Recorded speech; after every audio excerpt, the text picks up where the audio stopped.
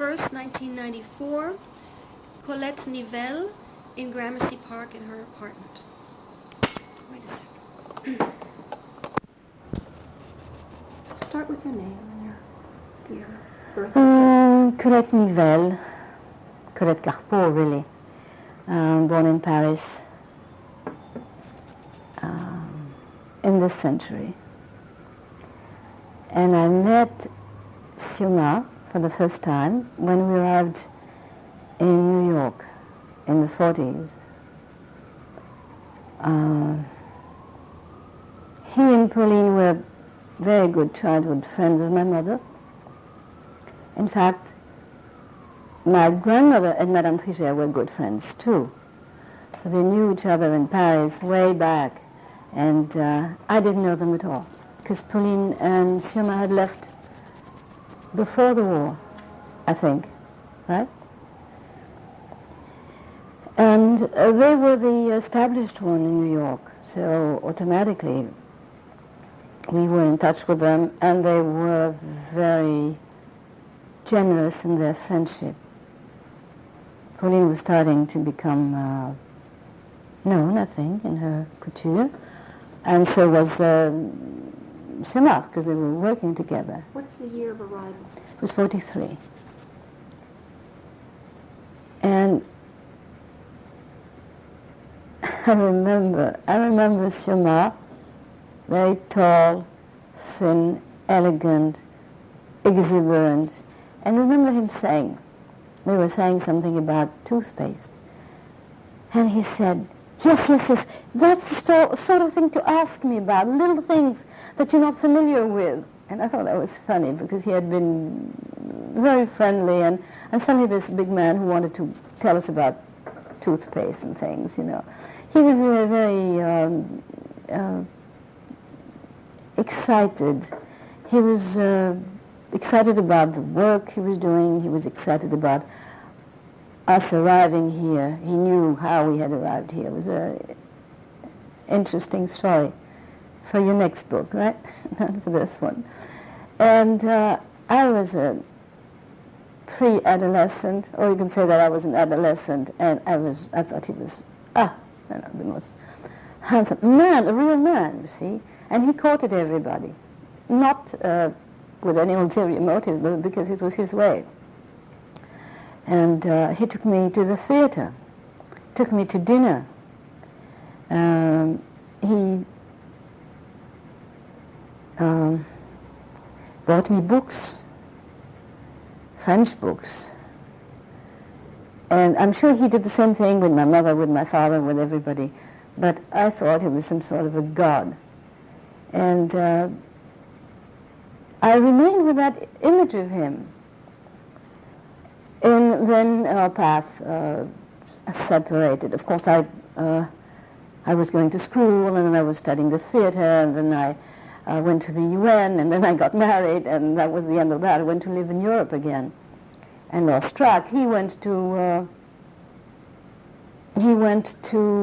the West Coast, California. 1973? Well, obviously, time had gone by. No, I think it was earlier than that. Well, I was in Europe. The only thing that was amusing, I got a letter from him, or a card, I think, in the 70s. And there is in France a woman who does designs, and whose name is Colette Nivel. And she's made a career for herself. At the same time as I became an opera director, she became a designer. But it was a sort of a parallel growth, and it all happened in the same region, because I worked mainly in Marseille, and she had, her business on the Côte d'Azur. And one day I got a card from Sioma saying, it's marvelous how you can combine a career of opera director and designer at the same time, which of course wasn't a reality, but that's what it was. And so that was one of the things. He was amazed that I could do that, and of course I couldn't do that. But of course, I had always dipped a little bit in fashion, because when you are bilingual, trilingual, and you're for French, and you're in New York, and you're looking for a sort of a part-time job in between productions, where do you land? In fashion. So I had, dipped a little bit in fashion. So he thought automatically that I had done both. That's it. No, I saw him again with Gun when they were back in New York. I think perhaps for a visit. We had dinner together, and she was sort of very attentive to him. Can I take a break, go back Yes. and ask you a few questions? Yes. Who exactly is we when you say we came over in 43? Who were the people? My parents. Okay, so... My parents, my father, my mother, my two sisters, and my brother. I mean. So give me their names. All right. Yvette, Arlette, Yvette, whom we call Zaza, Arlette, and Jacques, whom we call Bobby. And my parents, Genia and Michel. And what business were they in Europe, and what business did they start into when they came back here? How did they earn their keep? My father had a prêt-à-porter house, which was not called prêt-à-porter at the time. It was called haute confection. That's what really he did. It was very good, very interesting. He had fashion designs in on lower prices. Confection, That's what he did in France. Yeah. In Paris? Yeah. He had a store? No, it was wholesale.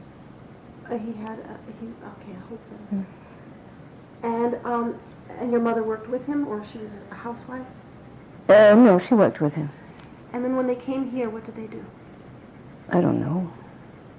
I have no idea. He was probably looked for work and tried to reconstruct his life. He did one thing to the other, but this is their life. It's not Xiuma's life. No, but you grew up with them still. You stayed with them for a couple of years, no, before you went off to school? Yes, but he went back into same kind of work. Oh, okay. I mean, there was nothing else. There was nothing different. It was not different. He was in... Some people change direction. No, he did not. No, he did not change direction radically. Mm-hmm. He went back. He did that well. Well, actually, he was...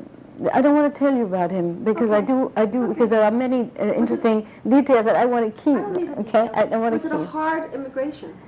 Oh yes, of course it was a very hard immigration. We were coming out of a very, very comfortable life of high bourgeoisie, which was cut brutally when we escaped through the mountains. Mm-hmm. And then we arrived here in a country which was at the time totally uninterested in foreigners. To them, foreigners were immigrants in the lowest form, and it was very difficult to have any kind of contact with anyone. That's why the friendship with Xiuma and Pauline was so precious. So they were your support group? Sort of, for a while. Yeah. Well, you said you went to school. Did you go immediately into the public school system? How did you manage? Yes, I did. And then I went to college. Then I went to work. Did you study music? No, I studied the theater. Where did you study? In a private school of no importance. I don't even remember the name, but when I went back to Europe, I got married very young. 4 years after my arrival here, I was married. At what age? Like 19, like that? 18. Every single person I've interviewed so far has been married at this age. Well, it's our generation. That's my other question. How long did you stay in Europe when you went back? Oh, 7 years. Mm-hmm. So where did you get your background in theater? Interest in theater and opera? In the theater, well,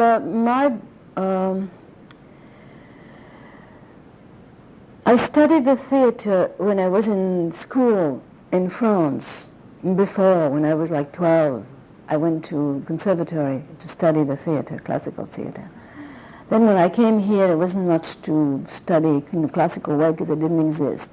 I went back. As soon as I went back, I applied for a job in an experimental theater in Geneva, and I got it, and I started working there. And I was very much interested in directing. And when we came back to New York, I went and joined the IASTA, which is the Institute for Advanced Studies in the Theater Arts. And there I applied as an actress. They said, but it's not for you, you're French, it's for American actors. I said, well, I speak several languages, I could be an interpreter of all your foreign directors who are going to come here to work with the American actors. And they said, well, we'll see. Then 2 weeks later I got a call and she said, I have a great idea. You can be an interpreter. As long as it was her idea. Yeah. And so that's how I studied with all the biggest theater directors. That's how I learned the art of directing. Your brother went into music also. We had parallel lives. He went into music, I went into theater. And we ended up 10 miles from each other. I was working at the Met studio in somewhere in Connecticut. And University of Connecticut. Stores. And he was in, I forget, also in Connecticut, not far. I can look it up. Forgot the name. We both were doing production. Then he went to San Francisco, and he had somebody who said, oh, they need an assistant in Marseille. And he was recommended. He used my theatrical background to support his resume, and I supported him. I gave him everything he needed to know for his job. And then when we were working together, he gave me, or when I was working at his house, he was giving me all the music background that I didn't have. So you were close. We were close professionally. Because we hardly grew up together. Okay, but that has nothing to do with the story. These little, precise things. Let's go back. It sounds to me like there's really very little interaction between, just for a short period before you went to. Was you doing with Samra? Yes. No, of course not, because he was a friend of the family, and I was virtually a child at the time. I mean, a grown child, but I was a child. I was considered like, when he took me out, it was because it's like you take out your niece. Right. And then when... So what do you remember Pauline's sons? Oh, yes. They were around the right age, right? Oh, sure, I remember them very well. I mean, we were good friends, and they were friends with my sisters, we were good friends. Was their father there still? Yes.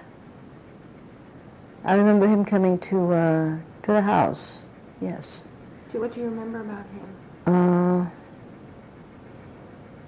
Hardly. Lazare. Not much, except visually I can see him. But what you remember as an adolescent is always tinted with whatever you feel at the time. Has nothing to do. Were you friendly with the boys? I was good. Yes, of course I was friendly with the boys. I was friendly with Pauline. Pauline was very, very... Of course, I remember suddenly now. Of course, at the time, very near my arrival here, I started doing a theater group with French people. It was in my blood. And there were some young aviators who were training pilots, who were there were French pilots who were training in American grounds. I don't know how I met them, but I mobilized them to do a play with me. So we did 2-3 plays together.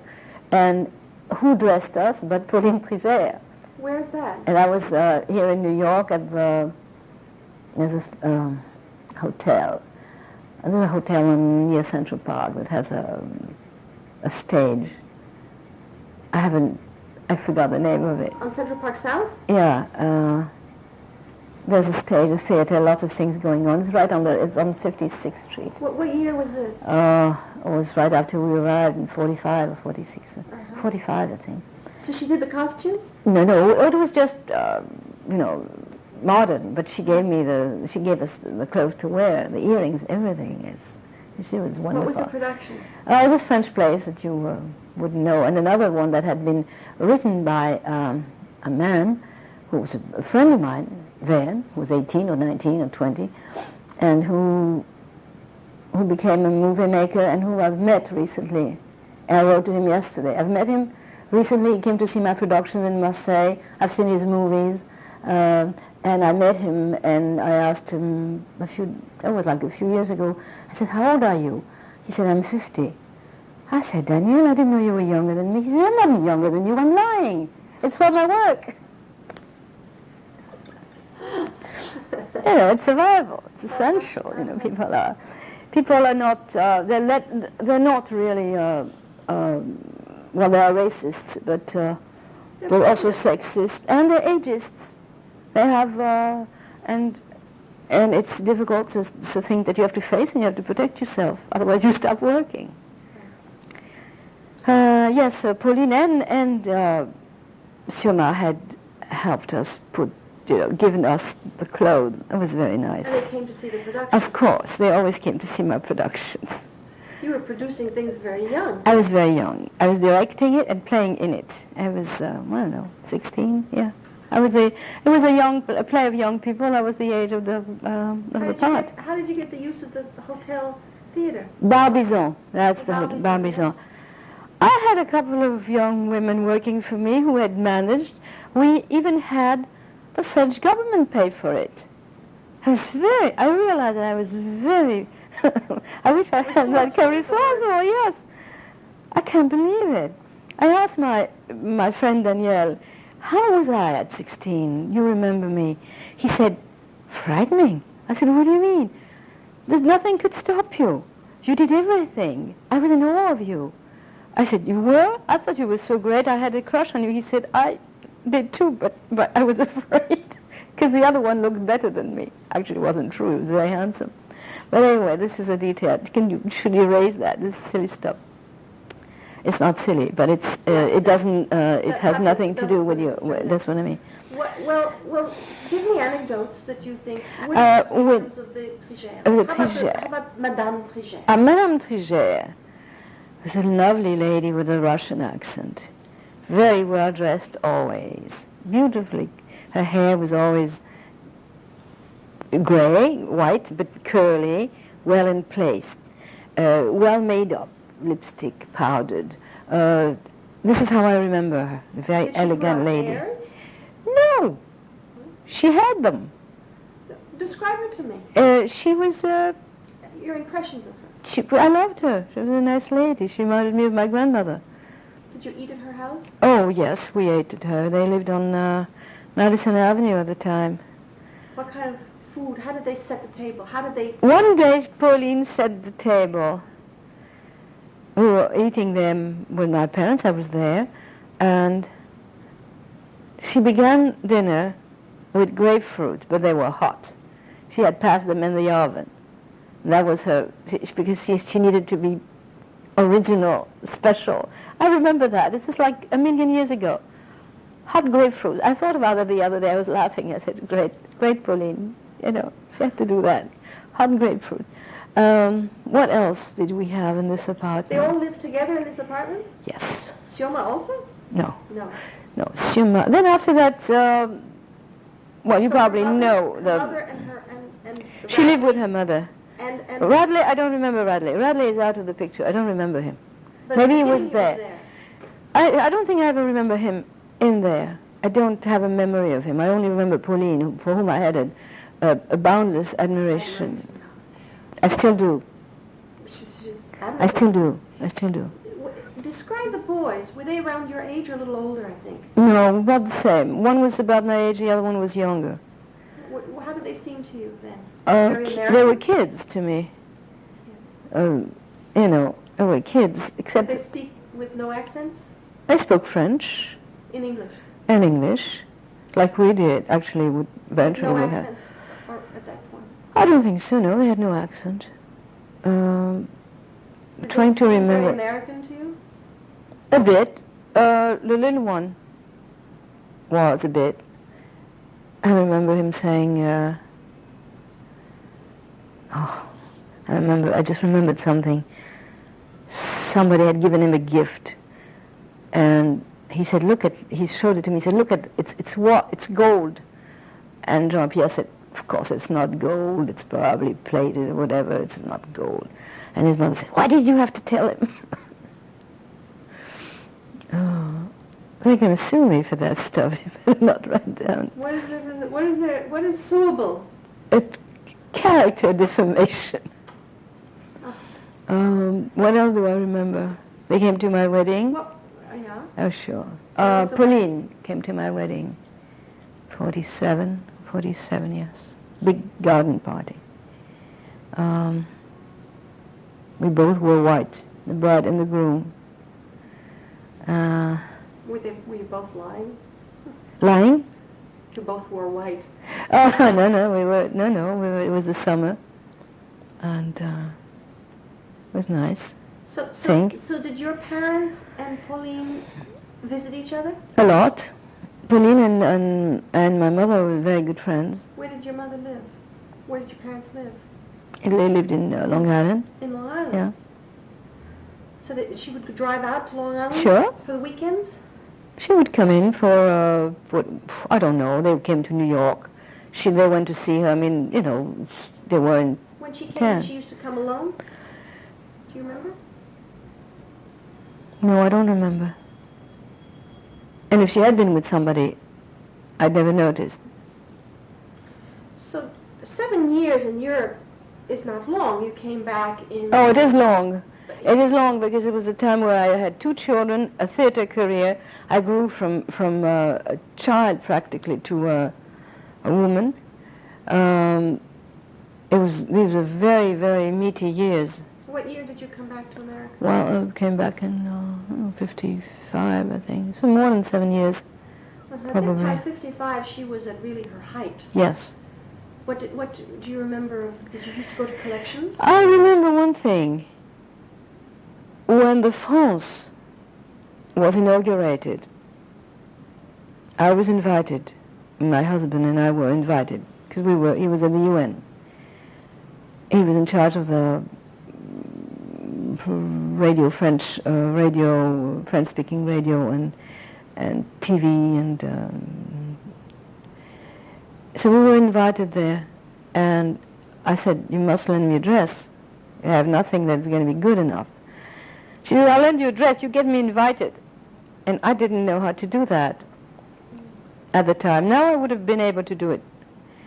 But she did lend me the dress. It was a gorgeous dress in a sort of a brocade, a bronze brocade with earrings. That now you wear earrings very long. In those days you didn't, and there was huge long earrings. And I wore that. And I have pictures all over the house of this dress, me in it. She was very, as I said, it was a beautiful stole that went with it. She told me how to wear it, not over the shoulders, but in front, and with the pieces or the floating panels in the back, not in front. So you didn't get her in? No, I don't think so. She forgave you? I think so. I think so. Did you used to go to the fashion shows? Always. Tell me about it. Describe a fashion show as if... The fashion show, she has what I call her... She sculpted the wool. Her coats were always fabulous, and they are still. And the way they're cut and held like some special magic fabric that holds the shapes beautifully, the shapes. And then the most interesting part of the fashion show was her. But Pauline is an actress in the true sense, and I know performers, I work with them. We are all performers, And she performs when she does a fashion show. And even if the things were not very beautiful, she comes out, and they were always, but she was the fashion show. Or she is. I shouldn't say was. She is. She knows how to present. She has energy. Did she used to, I meant by describe the fashion show is describe the room and how the fashion show, I mean, was there a sense of excitement? Well, People yes. in line to sit down? How does it... The same as it is now. You've seen her fashion shows now. It's the same. There's always been the same thing. People are usually the fashion shows that I was invited to were the fashion shows for the buyers and a couple of journalists. So, you have your seats there, and you go there, and you watch the whole thing, and she's the most interesting of all things that you watch. Because she would be out there all the time?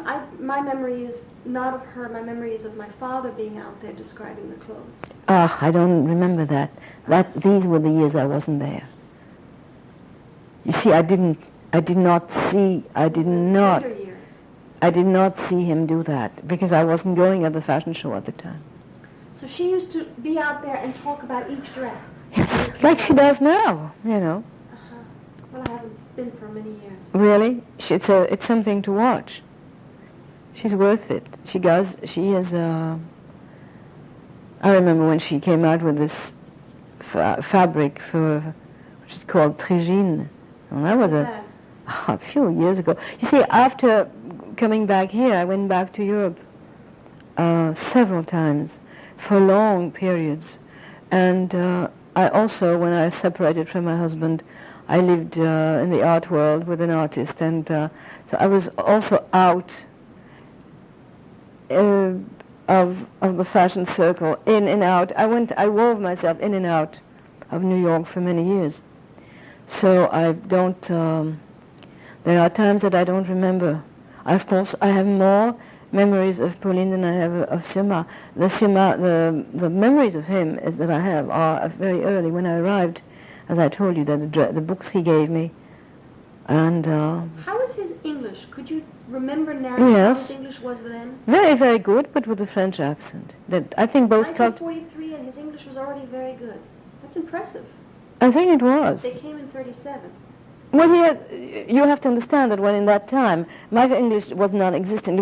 It was school English, which is still a hell of a lot better than some of native English. It was good English. I always think that I have no accent in English, and my children, burst out laughing and they hold themselves because of course I have a strong accent, but I don't hear it. Not typically French. No, I don't hear it. I don't know what it is exactly. No, it's European. It's English, a bit English. More English. Yeah, no. Well, that's because I lived a lot with English people in Geneva, and also in the theater, some sort of, I don't know. But anyway, he had a. Well, when he took you to the theater, to the restaurant? What theater? What did we see in the theater? No, I remember a restaurant. It was 1 Fifth Avenue. I don't know if it still exists. And I remember what I was wearing, a pale green dress with a woolen coat, which was a sports coat, and I was disturbed that I was wearing a sports coat over a dressy dress. But obviously it didn't matter, because I was very young. We had a lot of red hair. And we went to this restaurant. I remember where we sat. And then we went to the theater. I'll be damned, I don't remember what we saw. I think it was the ballet. Because he told me, yes, c'est un poème oui, c'est Chausson, c'est un ballet, un poème de Chausson. And I didn't know who Chausson was at the time. I remember that. You didn't know who Chausson was? Chausson was the composer. I didn't know Chausson music. I had studied ballet as a child in Paris, and I knew all the ballet music very well. Tchaikovsky and even the French, but not Chausson. I didn't know Chausson is poème de Chausson. It was this very boring music, and it was some kind of pas de deux that was not very interesting. But anyway, he took me to the ballet. That's what he took me to. Where was the ballet then? Probably at City Center. Probably, that's where it was. Well, that must have been glorious. He did this once, and look at how strong the memory is. Well, you know how old I was. You remember everything. That's right, absolutely. You remember everything when you're a child. You do.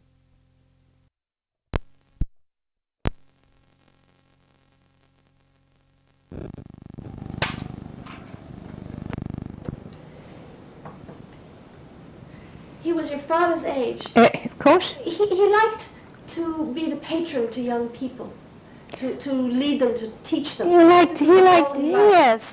And also liked, there's a fragile moment in a man's life that lasts about 30 or 40 years, where they're very, very sensitive to very young girls, women.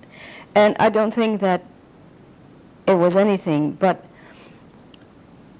I was totally floored by his attention. It was frightening a little bit, eh? No. No? It was... No, it wasn't frightening at all. It was natural. It was the dream come true. Prince Charming, my father's age, was taking me out. I mean, it was perfect. It was just perfect. Tell me, he put his arm around you and was that you who was telling me that? No, must have been Lucy. No, not Lucy. It made it uncomfortable. Oh no, he never made me uncomfortable. I thought that, to me it was perfect.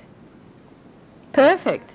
If he had asked me to marry him, I would have married him.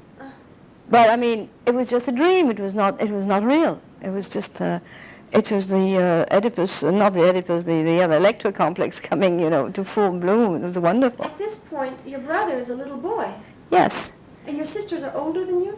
Younger? No, they're younger. There's no point in so they were fooling. Yeah. I'm the eldest. That's it. No, I wondered how they fit into this. They didn't. The Yeah. Of course, that was his privilege. Yeah, of course. So it was me. He was taking me. After that, my sisters were in time to be taken out. He was too old already for them. I mean, the gap was too big, Yeah. Not that it stops anybody, but at the time he was already. I think he was courting Jane. It was Jane, right? No. And that's when did they get married? 47 July. Well, you see, in July. What date? June, July, something like that. What, you remember the date? Because that's when I got married. Lots of people get married in June and July. In 47. Oh, the same year? Yeah. I think it was like 30th. Something late in the month. Yeah. I Interesting. don't remember. Well, at the time, I was also, I had married someone who was much older than me, who was like 21 years older than me. That's significant. So, sure, I just And continued. he married someone who was about 20 years younger than him at that time. Who was your mom? Yeah, my mother. She was much younger?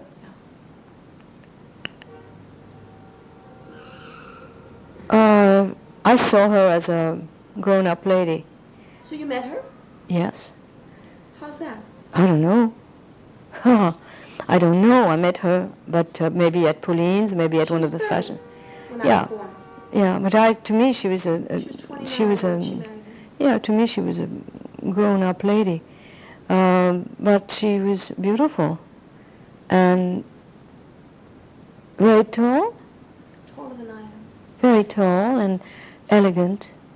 Wearing tregears. Yes, very elegant, wearing tregears. Where would you have met her? At Pauline's party or something? I met her. I think in the business at the showroom. I think I saw her there. Well, this interests me. I don't know anybody who knows both of them like that. Yes. I know they did not like each other, Pauline and Jane and Pauline. Well, that was Because they were natural. both very theatrical types. Well, Jane he likes would to be the center of attention. Of so course. does Pauline. Sure, of How course. do two people carry off the stage at the same time? With difficulty. Yeah. But I remember your father butterflying between the two. I have a feeling of fleeting, a sort of, this is the word that comes to me, is that he was flying between, trying probably to appease one and the other. That's just what I remember that. Such an image. Yeah.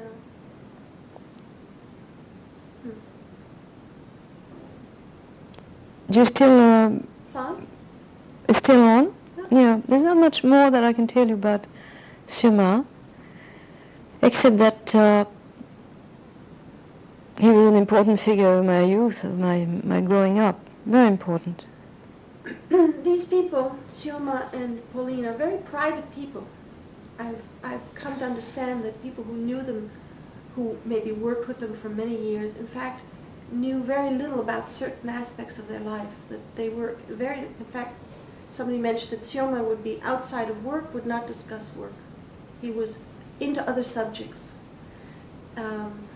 Pauline, they didn't say the same thing about Pauline, but whatever was happening at work, whether it was good or bad or anything, was not something that was ever discussed with many other people, at least the people I've spoken to. Did you get that same impression, that they were able to cut off the things?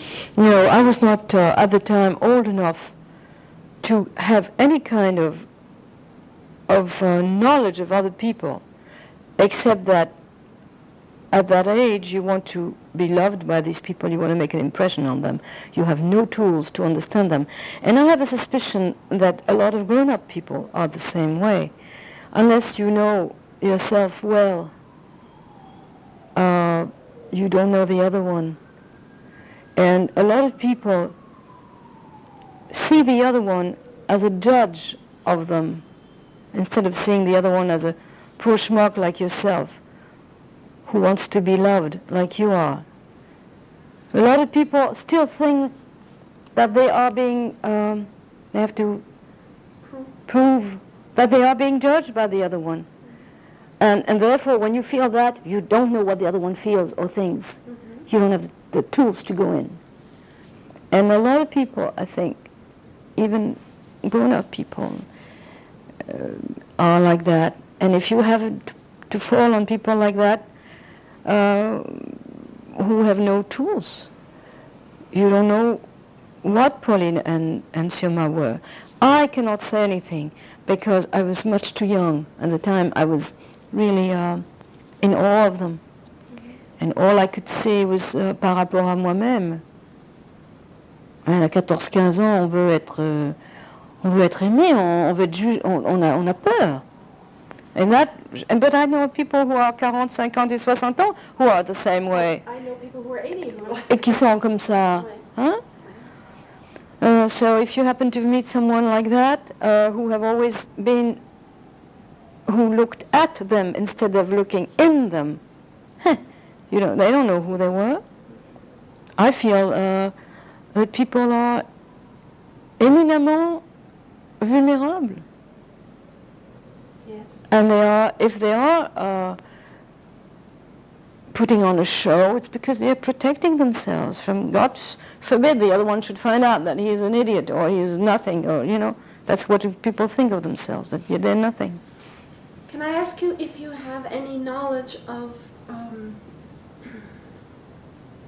Jacques, of Bobby's impressions of Sioma? Oh, he loved him. He loved him. How did they get to know each other? Oh, same way as he knew me, same way. Except that my brother grew up, was tall enough to wear Sioma's clothes, and when he came to New York, I think he stayed in the apartment with Sioma, and that's right, this is when my brother came back from Florida. My parents had gone to live in Florida, and he came back. He was 17, 18. That was when he decided to become a musician. And at that time, Can you give a year to this? I'm trying to think. You were there. I think that you had met Jacques at the time. Yeah. And that must have been in the 60s or sometime. No, wait. End of the 50s. Because I still lived in Long Island, in the house, another house that we had bought. I have a vague memory of going with my father to visit your parents. And I don't know where it was. It could have been in Florida for all I know. And I remember a restaurant. Oh, yes, they had a restaurant in Florida. So that's That was one of my father's fantasies.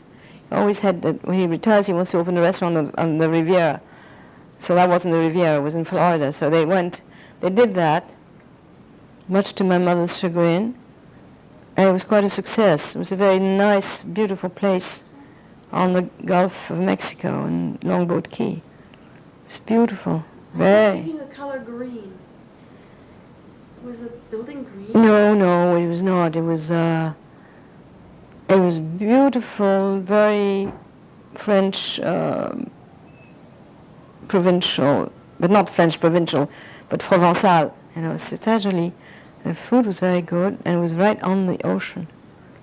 It was a beautiful place. I thought that this was. That's right, exactly. So I asked you Yes, what yes, district yes. they were in, and that's Yes, what made right. that wrong. Right. Well, that was another totally something that happened in the last 20 years. And there was something that, 20 years? or maybe 30, 40. Do you think I'm counting? I still think I'm a teenager sometimes. Yeah, well, that's true. I have big gaps, you know, like somebody asked me how old my son was. And I told him, I said, and I'm the same age. Because I'm still there, you know, I haven't, I'm still holding. You know.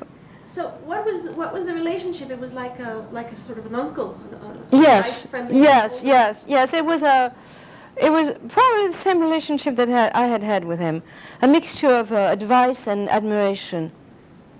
I think he was sensitive to my brother's youth and talent and beauty. Was he at Juilliard?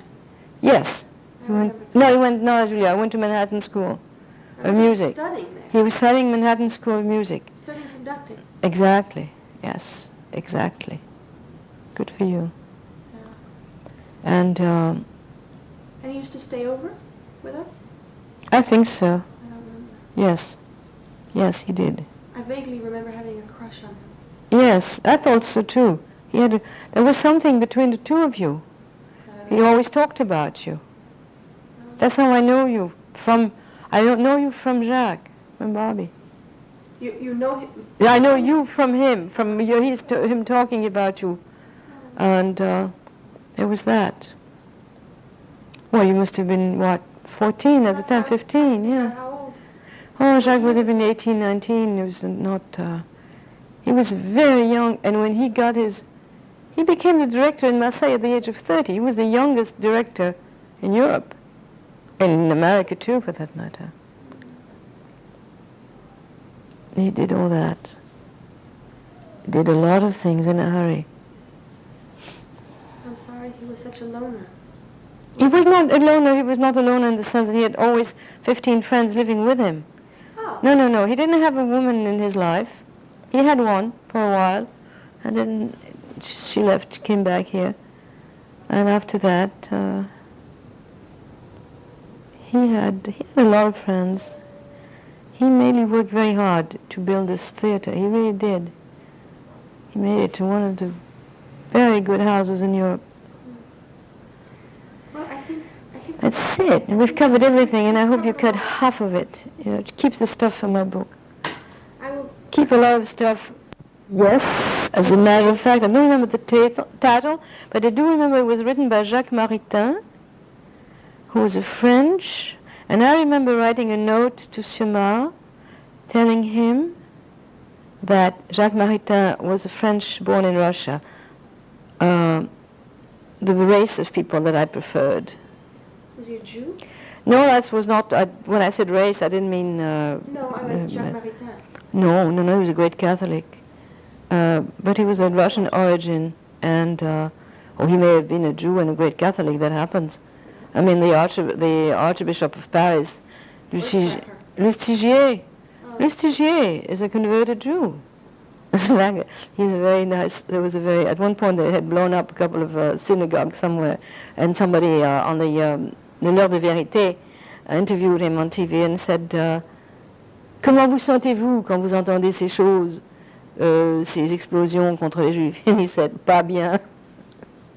But it was a very Jewish thing to answer, je ne sens pas bien when I see that. No, he's, why did I get that? No, Jacques Maritain, I remember the note I wrote to him. He also gave me a book called Sainte Russie. It was always in French, and it was a mixture of, there was a Russian streak in it.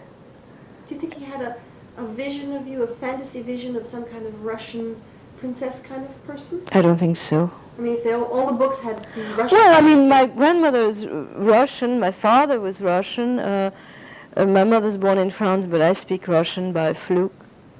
And so are they, you know, they're very Russian. The Russian Jews were very Russian. Very Russian. Madame Trigère. She's very Russian to you. Oh, yes. More Russian than French. Oh, she wasn't French at all. She was a Russian lady. What is it she to had a make somebody very Russian? Well, first of all, the Russian accent that you have when you speak French.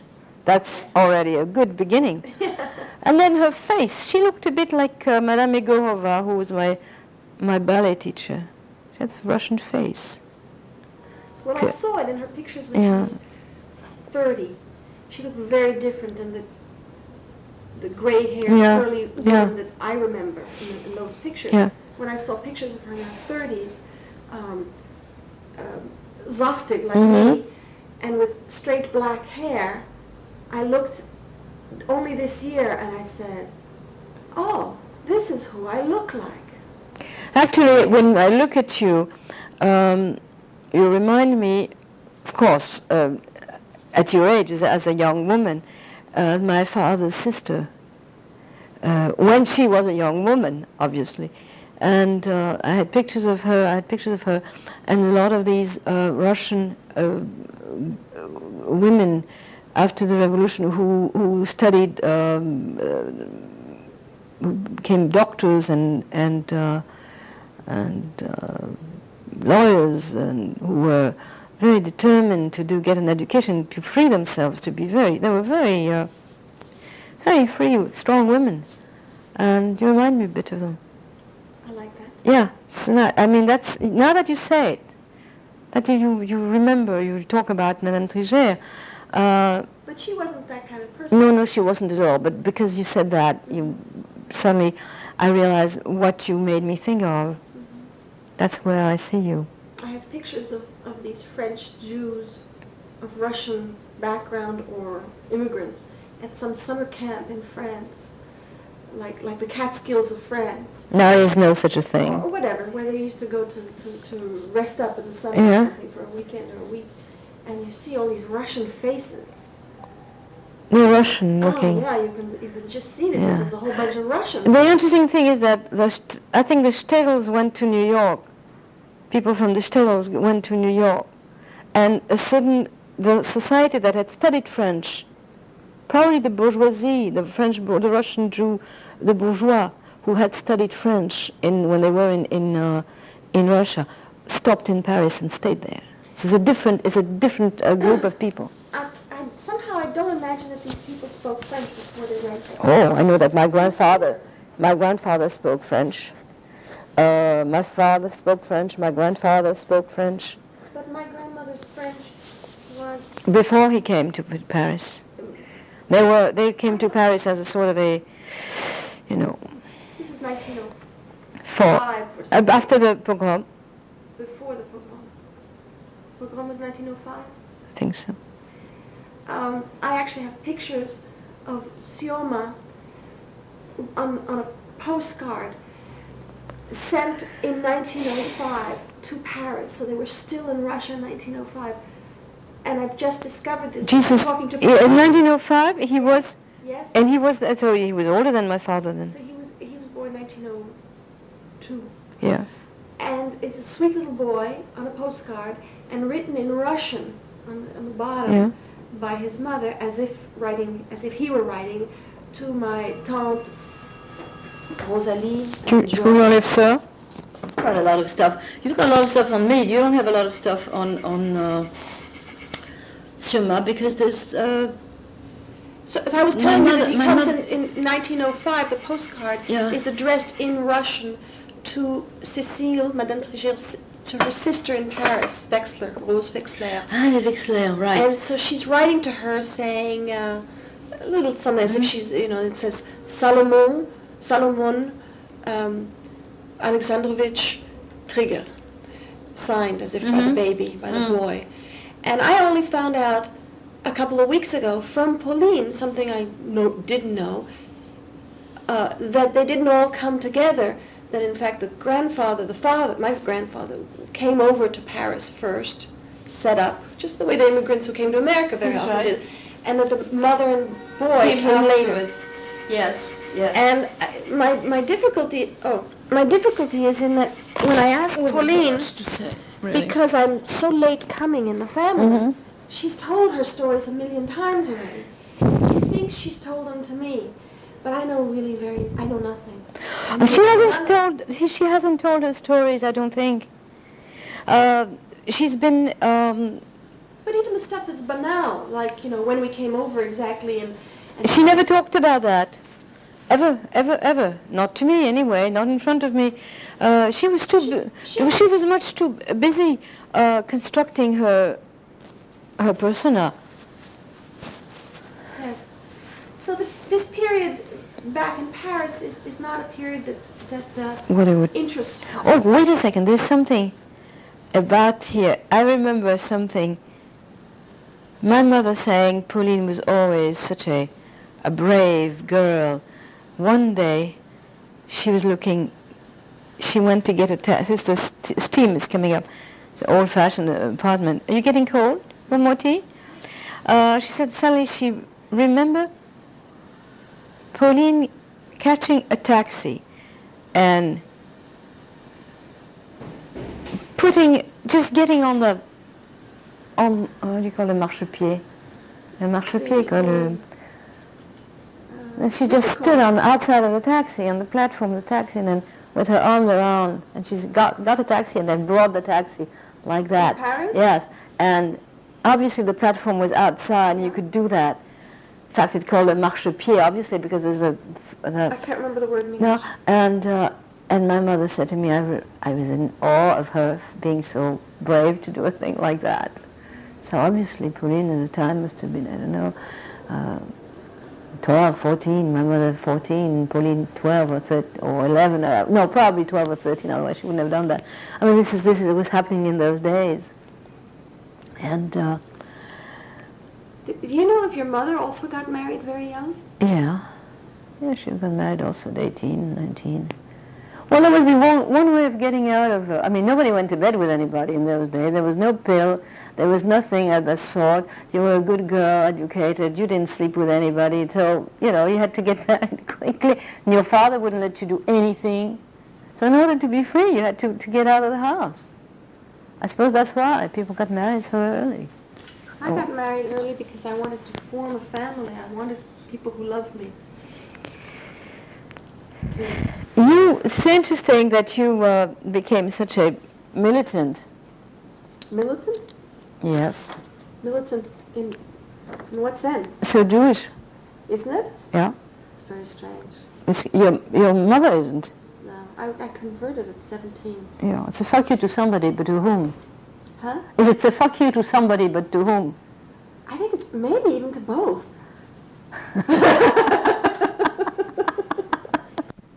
I just remember that he did dress growing up. I mean, how old was he? He's in his 40s, probably. He was, When I met him. Yeah. He was in his 40s, and that's very young. And he dressed like a monsieur. He talked to Hamburg, that's it, He did dress very much like a monsieur. He did not wear sports clothes or anything like that. And I think that's where my brother got it. My brother started getting dressed exactly like Sioma and behaved like Sioma. I remember being in his office and talking to him 2-3 years ago and thinking, à qui il ressemble? À qui il ressemble? Il ressemble à personne de la famille. Il ressemble à Sioma. Sioma did not get married until he was 47. Yeah. That's why I really want to know more about Cécile and Alexandre. Why did this man, for whatever reason, good, bad, it doesn't matter to me, but what was the formation that made him such There was a man who lived with Madame Trigère. There was? Yes. Racontez-moi! Comment tu sais pas? Non, je sais pas. Ah, Now you sound like Pauline. Comment tu sais pas? Oh, tu sais pas, on Je te dit rien, on te dit rien. Je suis venue trop tard. All the stories were already told, and it was. I knew there was a very nice man who was who worked with Monsieur Léon. Monsieur Léon. They lived together. Monsieur Léon, c'était I got that, I understood that through my mother, I think. Le Monsieur Léon, c'était le mec à Madame But they Trigel. didn't live together. No, they didn't live together. That's why they loved each other so much. Probably went on. You know, when you have an affair and you don't live together, it can last forever. Yeah. But why do you suppose that these people didn't marry? Because they wanted the thing to go on. But it didn't? Well, I think Monsieur Léon died, that's all. No, she died way before. Before Monsieur Léon? Oh, yes. I remember when she died, I was pissed because nobody told me. I read it in the paper and I hit the roof. Couldn't You understand. hit the roof because nobody called you when She died. I didn't know. Yeah, I didn't How know. would you feel if nobody called you to tell you that your cousin was getting married and you never got an invitation? Hit the roof? Kill everybody. That's what you're doing these days? No. Why not? It I helps. was angry then. It's very nice too. It's fine to be angry. It's very yes, fine. I was very angry, but I didn't really know what to do with this anger. Kill. No, kill. Well, there are different ways of doing it. No. Doesn't I find it matter. more interesting to find out why everybody is the way they are. I find that more interesting. You know, there is no way you can find out. You cannot know how people are until you know the intricacies of yourself. Until you understood what makes you angry. I have these theories of some of the stuff. Yeah. But I'm not here to investigate Jean-Pierre. Why not? He'd like to. I'll help you. But I wouldn't want to. I feel a Hey. tremendous. I feel a tremendous Off the record. Again. compassion. Enlève ton truc si tu veux qu'on parle. Je peux parler. No, Non,